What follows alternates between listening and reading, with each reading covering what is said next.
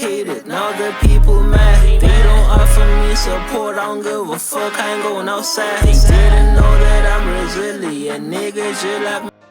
Hey y'all, welcome back to Boxing Conversation with Swaggy.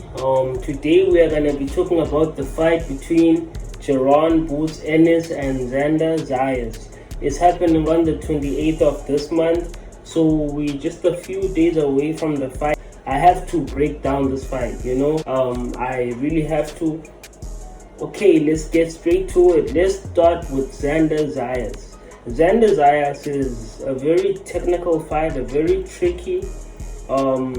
He is fast, he does have speed. We've seen that on his fights on ESPN. He does have speed, he does have power. He is unbeaten in 23 fights, with 13 of those coming by way of knockout, if I'm not mistaken. His biggest win came against Abbas Baru on paper, but according to me, his biggest win was actually against Garcia, the one who beat Charles Cornwell, in an upset, because Charles Cornwell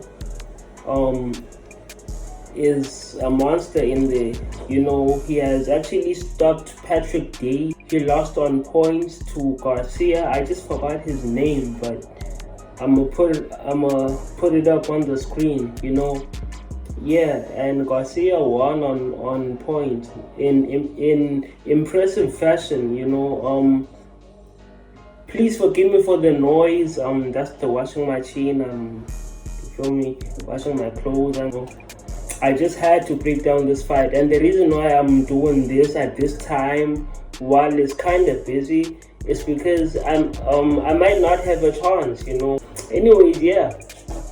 So to me, that fight, which was an WBO world title fight, if I'm not mistaken, yeah, I think that's when he won the actual world title. And his first defense was a unification fight against Abbas Baru for the WBA and the WBO world title. He was defending his WBO world title for the first time, and Abbas Baru was also defending his WBA world title for the first time.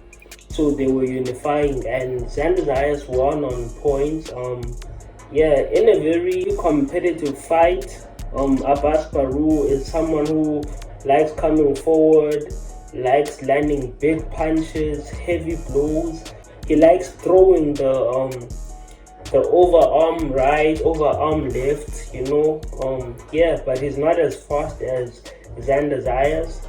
I think that Garcia was the much polished one, and I think that the fight against Garcia was actually a bit difficult for Xander Zayas, because Garcia carried power, Mexican power,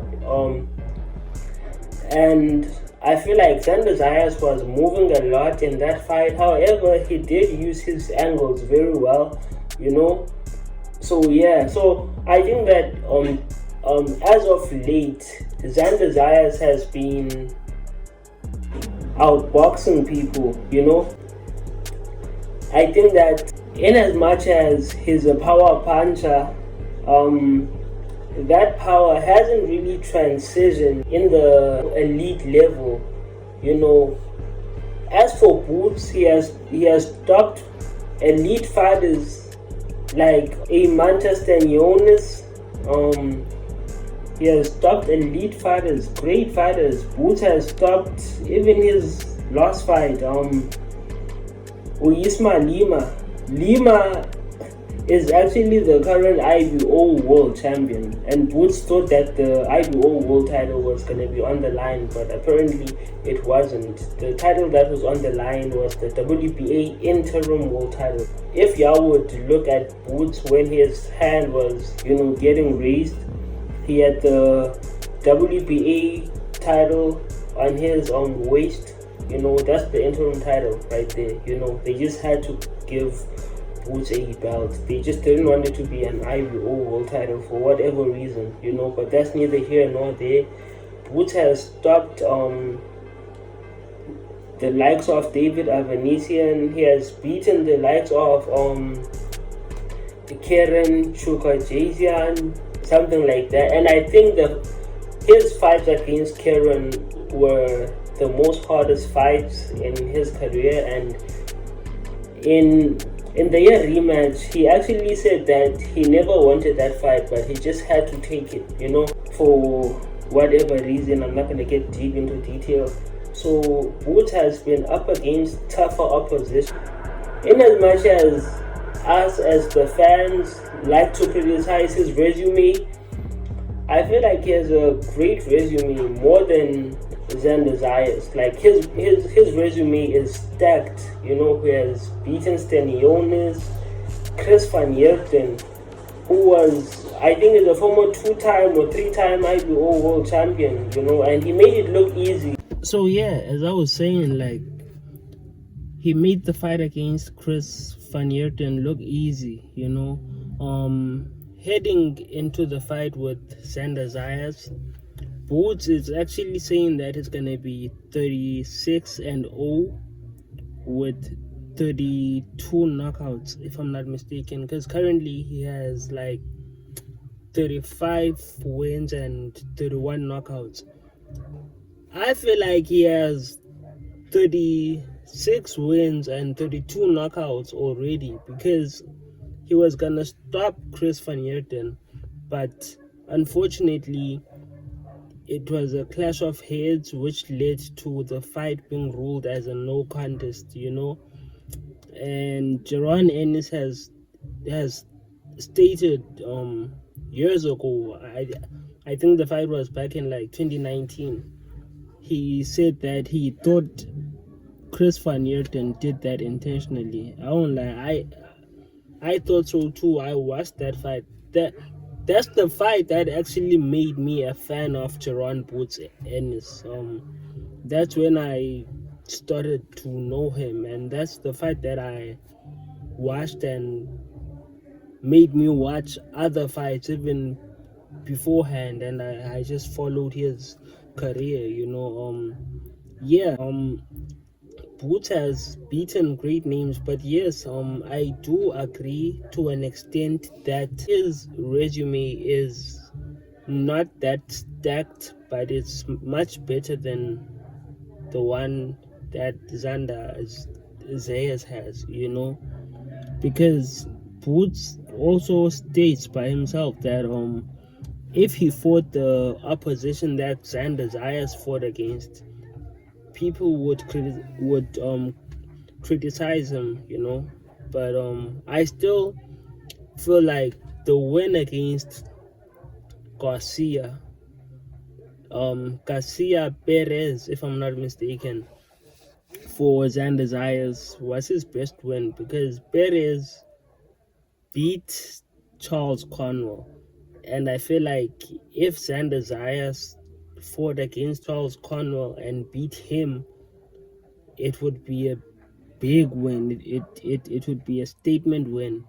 Even if it would be Boots who fought against Charles Conwell and beat him, it would be the best win of both of their careers, much better than that of Stanionis and everyone else. In as much as Stanionis was a world champion and all that stuff, I just feel like Charles Conwell poses a threat. He still does, in as much as he is inactive ever since he lost to Garcia. So Zayas beating Garcia is a great win. However, Garcia is relatively unknown.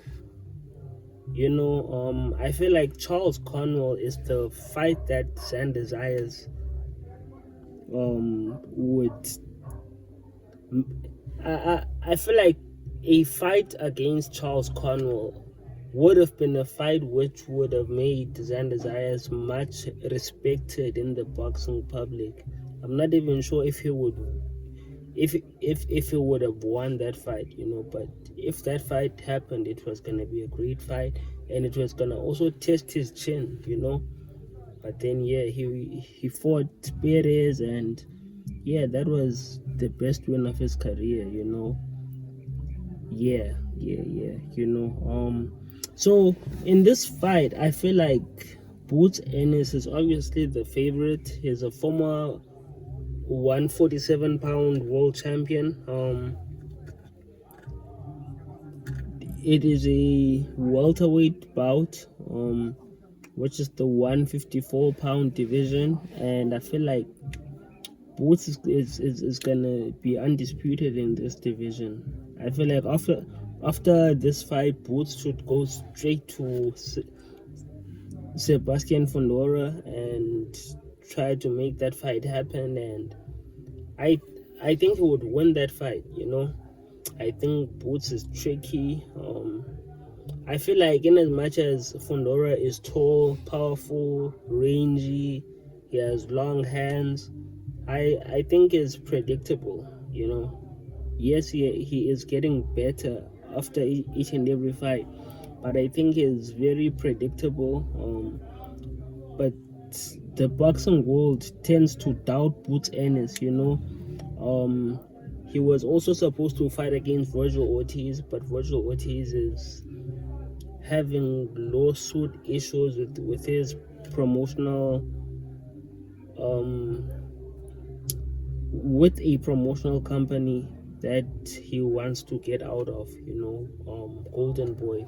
So I got Boots Ennis by knockout in the later rounds. I would say in round 9 or 10, Boots is gonna get him out of there. So tell me what y'all think on the comment section. Appreciate y'all. Southpaw, the most factual and funniest, hands down. Wouldn't mind if I upload.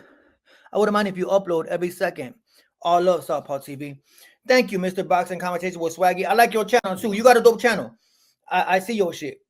Box Conversation with Swaggy. What's up, family? Salute to South Africa.